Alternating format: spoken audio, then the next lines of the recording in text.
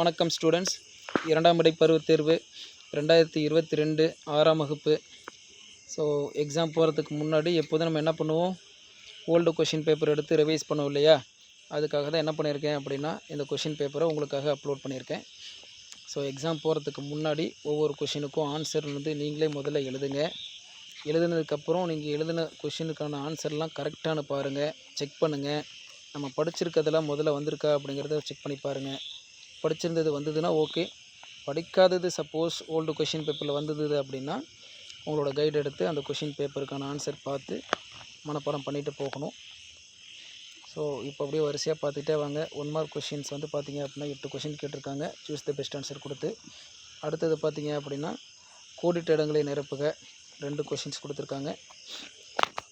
அடுத்தது 2 mark questions பாருங்கள், 7 எழுத சொல்லியிருக்காங்க. மொத்தம் பார்த்திங்கன்னா 2, 4, 6, 8, 9 கொஷின் இருக்குது. ஸோ 9 கொஷினில் நீங்கள் 7 மட்டும் எழுதினா போதும். அடுத்தது பார்த்திங்க அப்படின்னா நெக்ஸ்ட் பேஜில் எவையேனும் ஒரு வினாக்களுக்கு மட்டும் இடையிலை. ஸோ 4 மார்க் கொஷின் அது.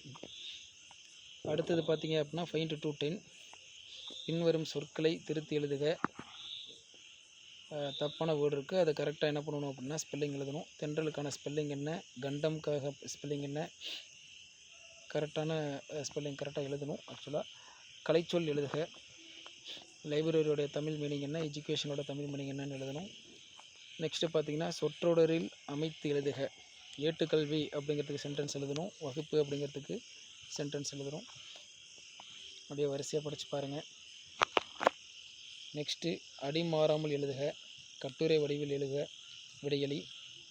ஸோ கட்டுரைக்கு பார்த்திங்கன்னா 8 மார்க்கு. என்ன கட்டுரை கேட்டிருக்காங்க அப்படின்னு பார்த்துக்கோங்க.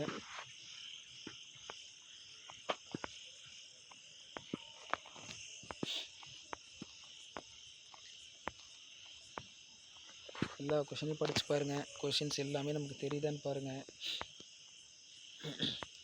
மேக்ஸிமம் உங்களுக்கு வந்து தமிழை பொறுத்த வரைக்கும் ஈஸியாக தான் கேட்பாங்க. ஏன்னா நீங்களாம் சின்ன பிள்ளைங்க, அதனால் வந்து ஈஸியாக தான் கொஷின் கேட்பாங்க. கவலைப்படாதீங்க.